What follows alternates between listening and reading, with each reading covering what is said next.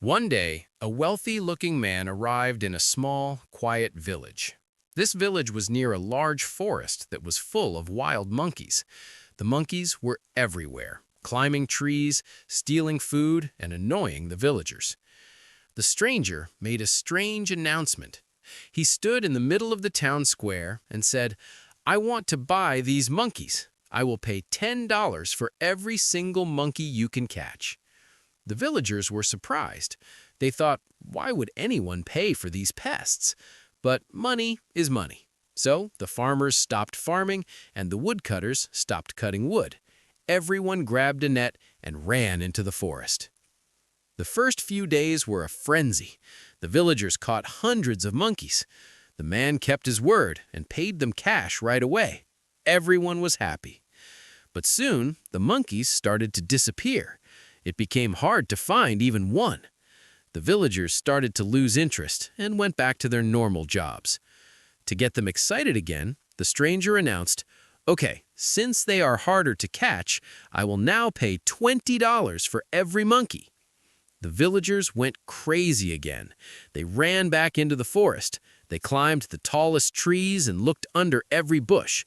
They caught the very last few monkeys in the entire area. Soon, there were absolutely no monkeys left. You couldn't find one even if you tried.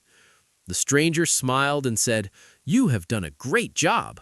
I will raise the price to $25. And actually, I really need more. So my final offer is $50 per monkey." The villagers were thrilled, but they were also sad because there were no monkeys left to catch. Then the stranger checked his watch. "I have to go to the big city for important business," he said. "I will be back in a few days with more money to pay you the $50 rate. My assistant will stay here and watch the cages." Once the boss was gone, the assistant gathered the villagers. He whispered to them, "Hey, listen, my boss is crazy to pay $50 for these animals.